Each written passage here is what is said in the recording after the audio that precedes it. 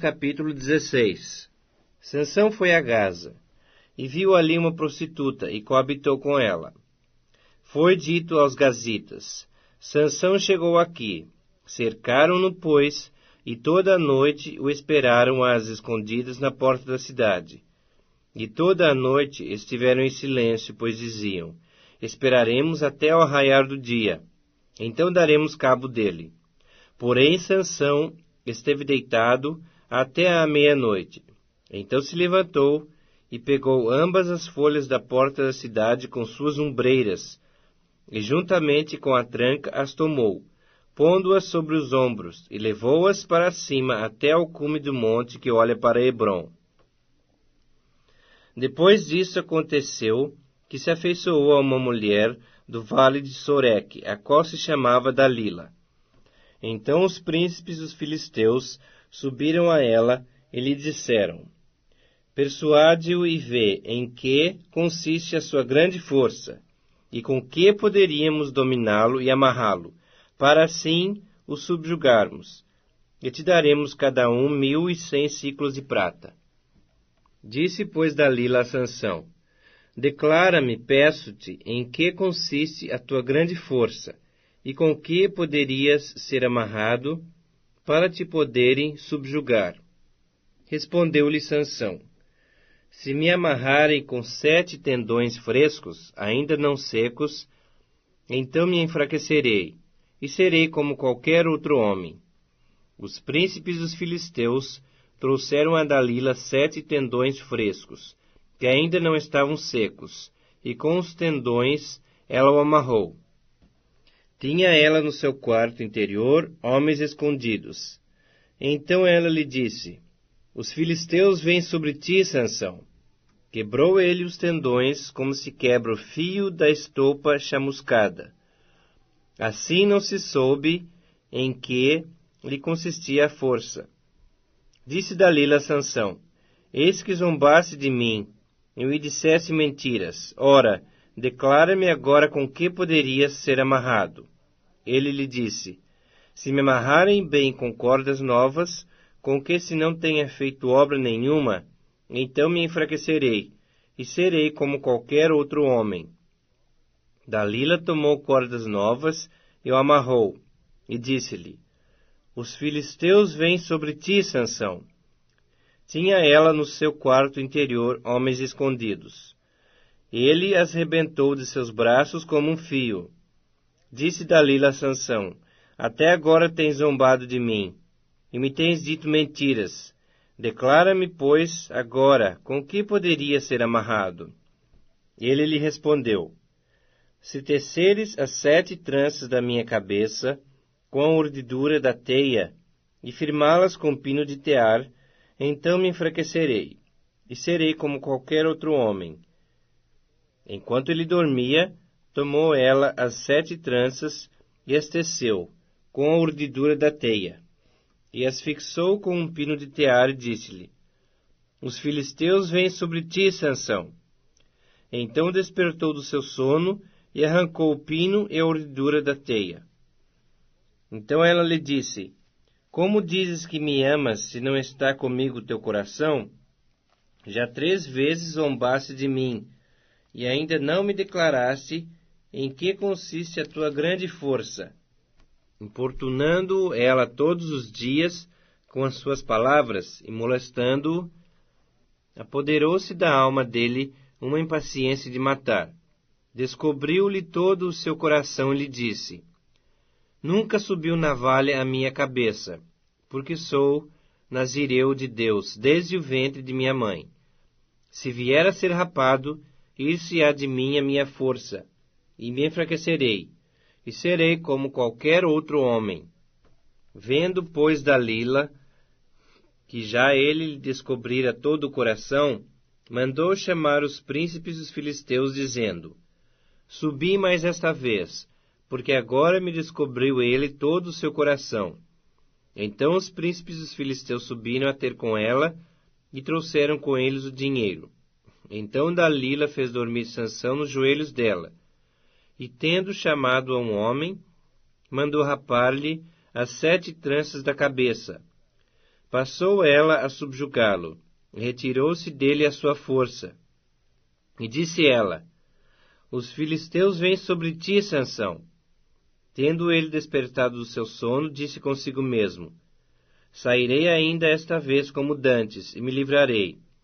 Porque ele não sabia ainda que já o Senhor se tinha retirado dele. Então os filisteus pegaram nele, e lhe vazaram os olhos, e o fizeram descer a Gaza. Amarraram-no com 2 cadeias de bronze, e viravam um moinho no cárcere.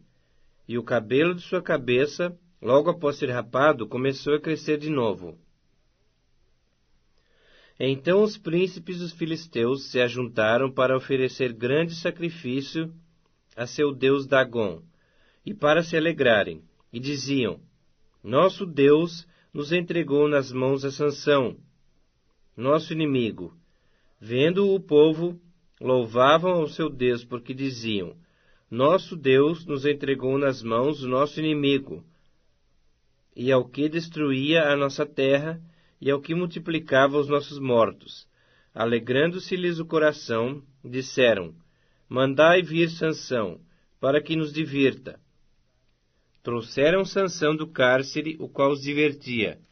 Quando o fizeram estar em pé entre as colunas, disse Sansão ao moço que o tinha pela mão: Deixa-me para que apalpe as colunas em que se sustém a casa, para que me encoste a elas.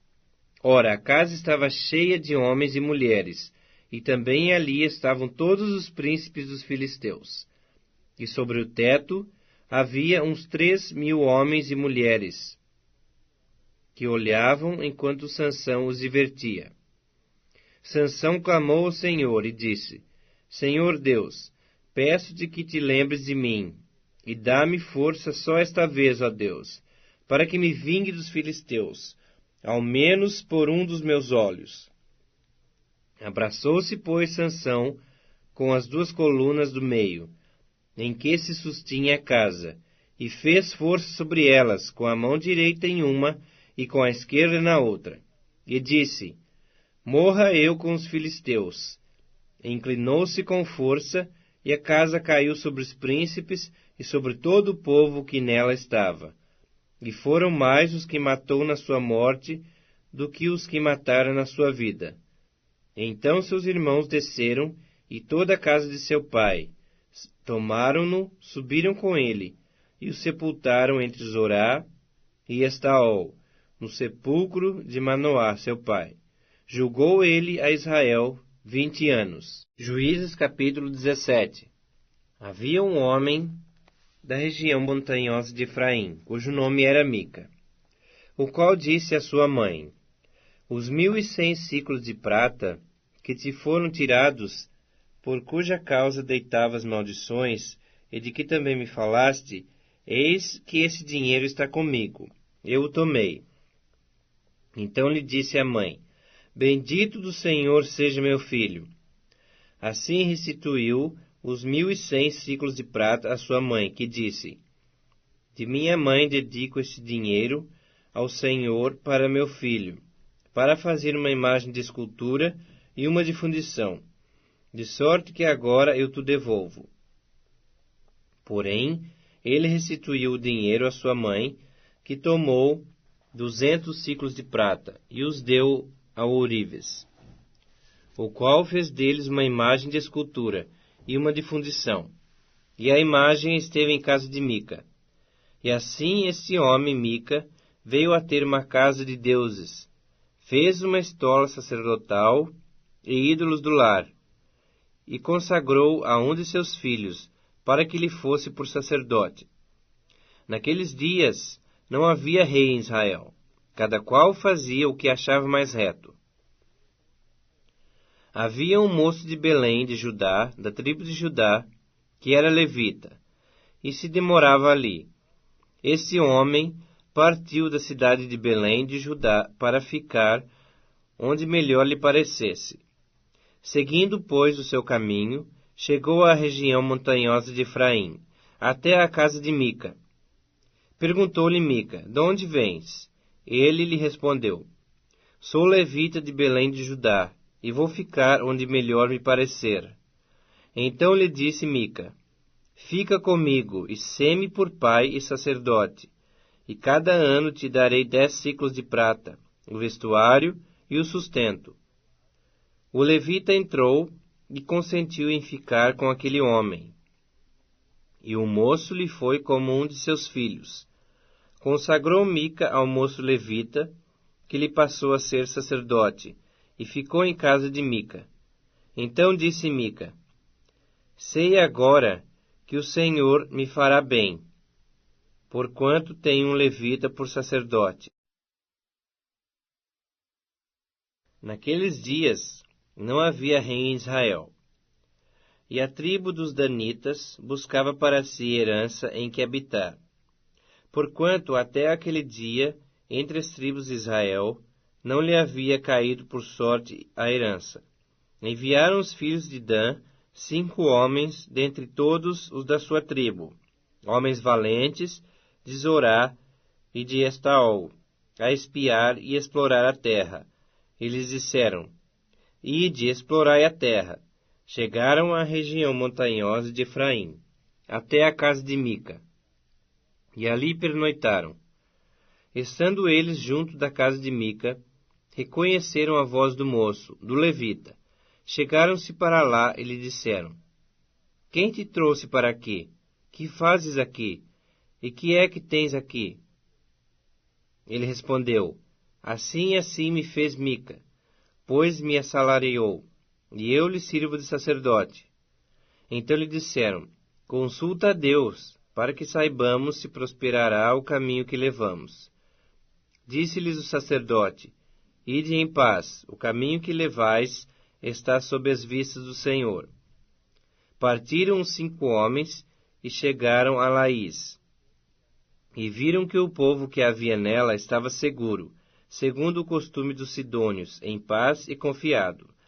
Nenhuma autoridade havia que por qualquer coisa o oprimisse. Também estava longe dos sidônios, e não tinha trato com nenhuma outra gente. Então voltaram a seus irmãos, a Zorá e a Estaol. E eles lhes disseram: Que nos dizeis? Eles disseram: Disponde-vos e subamos contra eles, porque examinamos a terra, e eis que é muito boa. Estais aí parados? Não vos demoreis em sair para ocupardes a terra. Quando lá chegardes, achareis um povo confiado, e a terra é ampla, porque Deus vos-la entregou nas mãos. Lugar em que não há falta de coisa alguma que há na terra. Então partiram dali, da tribo dos danitas, de Zorá e de Estaol, 600 homens armados de suas armas de guerra. Subiram e acamparam-se em Quiriate-Jearim, em Judá, pelo que chamaram a esse lugar Maané-Dan, até o dia de hoje. Está por detrás de Quiriate-Jearim. Dali passaram a região montanhosa de Efraim, e chegaram até a casa de Mica. Os 5 homens que foram espiar a terra de Laís disseram aos seus irmãos: Sabeis vós que naquelas casas há uma estola sacerdotal, e ídolos do lar, e uma imagem de escultura, e uma de fundição? Vede, pois, o que haveis de fazer. Então foram para lá, e chegaram à casa do moço, o levita, em casa de Mica, e o saudaram. Os 600 homens, que eram dos filhos de Dan, armados de suas armas de guerra, ficaram à entrada da porta. Porém, subindo 5 homens, que foram espiar a terra, entraram e apanharam a imagem de escultura, a estola sacerdotal, os ídolos do lar e a imagem de fundição. Ficando o sacerdote em pé à entrada da porta, com os 600 homens que estavam armados com as armas de guerra. Entrando eles, pois, na casa de Mica, e tomando a imagem de escultura, a estola sacerdotal, os ídolos do lar e a imagem de fundição, disse-lhes o sacerdote: Que estais fazendo?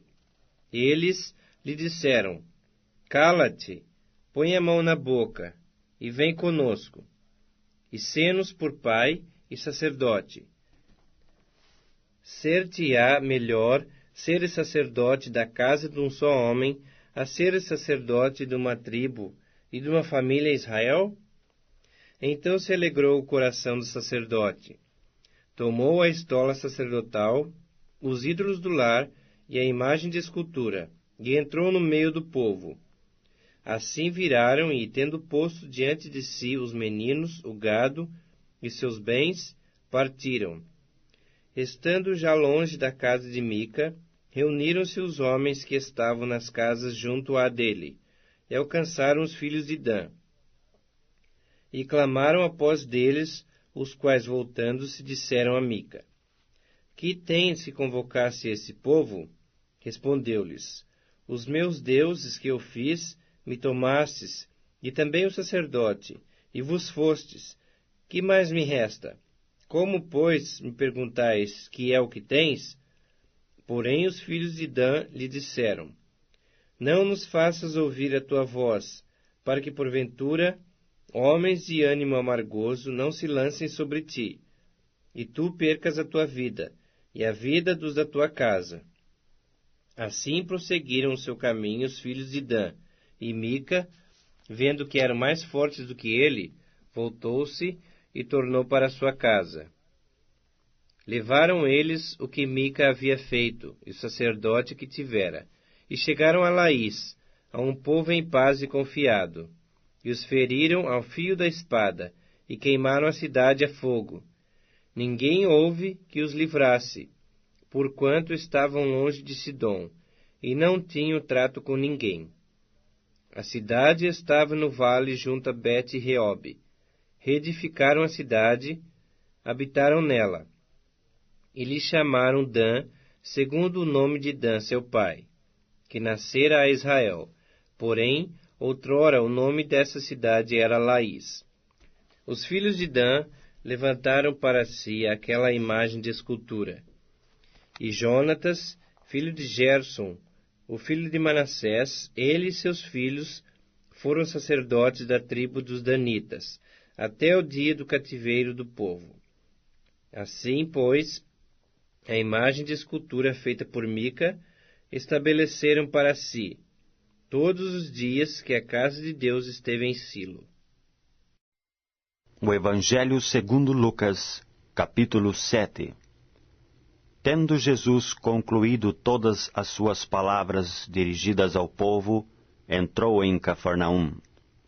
E o servo de um centurião, a quem este muito estimava, estava doente, quase à morte. Tendo ouvido falar a respeito de Jesus, enviou-lhe alguns anciãos dos judeus, pedindo-lhe que viesse curar o seu servo. Estes, chegando-se a Jesus, com instância lhe suplicaram, dizendo: Ele é digno de que lhe faças isto, porque é amigo do nosso povo, e ele mesmo nos edificou a sinagoga. Então Jesus foi com eles. E já perto da casa, o centurião enviou-lhe amigos para lhe dizer: Senhor, não te incomodes, porque não sou digno de que entres em minha casa. Por isso, eu mesmo não me julguei digno de ir ter contigo. Porém, manda com uma palavra, e o meu rapaz será curado. Porque também eu sou homem sujeito à autoridade, e tenho soldados às minhas ordens, e digo a este: vai, e ele vai, e ao outro: vem, e ele vem, e ao meu servo: faze isto, e ele o faz. Ouvidas estas palavras, admirou-se Jesus dele, e voltando-se para o povo que o acompanhava, disse: Afirmo-vos que nem mesmo em Israel achei fé como esta. E voltando para casa os que foram enviados, encontraram curado o servo. Em dia subsequente, dirigia-se Jesus a uma cidade chamada Naim, e iam com ele os seus discípulos e numerosa multidão. Como se aproximasse da porta da cidade, eis que saía o enterro do filho único de uma viúva, e grande multidão da cidade ia com ela. Vendo-a, o Senhor se compadeceu dela e lhe disse: Não chores. Chegando-se, tocou o esquife e, parando os que o conduziam, disse: Jovem, eu te mando, levanta-te. Sentou-se o que estivera morto e passou a falar, e Jesus o restituiu à sua mãe. Todos ficaram possuídos de temor e glorificavam a Deus, dizendo: Grande profeta se levantou entre nós, e Deus visitou o seu povo. Esta notícia a respeito dele divulgou-se por toda a Judeia e por toda a circunvizinhança. Todas estas coisas foram referidas a João pelos seus discípulos, e João, chamando 2 deles, enviou-os ao Senhor para perguntar: És tu aquele que estava para vir, ou havemos de esperar outro? Quando os homens chegaram junto dele, disseram: João Batista enviou-nos para te perguntar: És tu aquele que estava para vir, ou esperamos outro? Naquela mesma hora curou Jesus a muitos de moléstias, e flagelos, e de espíritos malignos, e deu vista a muitos cegos. Então Jesus lhes respondeu: Ide, e anunciai a João o que vistes e ouvistes. Os cegos veem, os coxos andam, os leprosos são purificados, os surdos ouvem, os mortos são ressuscitados, e aos pobres anuncia-se-lhes o Evangelho. E bem-aventurado é aquele que não achar em mim motivo de tropeço. Tendo-se retirado os mensageiros, passou Jesus a dizer ao povo a respeito de João: Que saístes a ver no deserto? Um caniço agitado pelo vento? Que saístes a ver? Um homem vestido de roupas finas? Os que se vestem bem e vivem no luxo assistem nos palácios dos reis. Sim, que saístes a ver? Um profeta? Sim, e eu vos digo, é muito mais que profeta. Este é de quem está escrito: Eis aí envio diante da tua face o meu mensageiro, o qual preparará o teu caminho diante de ti. E eu vos digo, entre os nascidos de mulher, ninguém é maior do que João, mas o menor no reino de Deus é maior do que ele. Todo o povo que o ouviu, e até os publicanos, reconheceram a justiça de Deus, tendo sido batizados com o batismo de João. Mas os fariseus e os intérpretes da lei rejeitaram, quanto a si mesmos, o desígnio de Deus, não tendo sido batizados por ele. A que, pois, compararei os homens da presente geração, e a que são eles semelhantes? São semelhantes a meninos que, sentados na praça, gritam uns para os outros: Nós vos tocamos flauta, e não dançastes. Entoamos lamentações, e não chorastes. Pois veio João Batista, não comendo pão, nem bebendo vinho, e dizeis: tem demônio. Veio o Filho do Homem, comendo e bebendo, e dizeis: eis aí um glutão e bebedor de vinho, amigo de publicanos e pecadores. Mas a sabedoria é justificada por todos os seus filhos.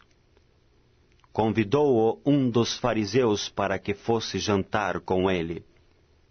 Jesus, entrando na casa do fariseu, tomou lugar à mesa. E eis que uma mulher da cidade pecadora, sabendo que ele estava à mesa na casa do fariseu, levou um vaso de alabastro com unguento, e estando por detrás aos seus pés, chorando, regava-os com suas lágrimas e os enxugava com os próprios cabelos. E beijava-lhe os pés e os ungia com o unguento.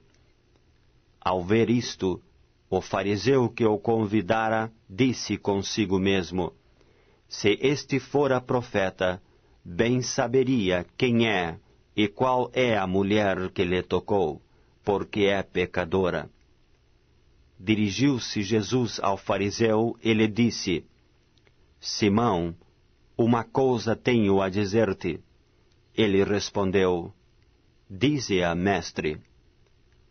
Certo credor tinha 2 devedores. Um lhe devia 500 denários e o outro 50. Não tendo nenhum dos 2 com que pagar, perdoou-lhes a ambos. Qual deles, portanto, o amará mais? Respondeu-lhe Simão: suponho que aquele a quem mais perdoou. Replicou-lhe: julgaste bem. E voltando-se para a mulher, disse a Simão: vês esta mulher? Entrei em tua casa e não me deste água para os pés. Esta, porém, regou os meus pés com lágrimas e os enxugou com os seus cabelos. Não me deste ósculo. Ela, entretanto, desde que entrei, não cessa de me beijar os pés. Não me ungiste a cabeça com óleo, mas esta com bálsamo ungiu os meus pés. Por isso te digo, perdoados lhe são os seus muitos pecados, porque ela muito amou. Mas aquele a quem pouco se perdoa, pouco ama. Então disse a mulher: perdoados são os teus pecados. Os que estavam com ele à mesa começaram a dizer entre si: quem é este que até perdoa pecados? Mas Jesus disse à mulher: a tua fé te salvou, vai-te em paz.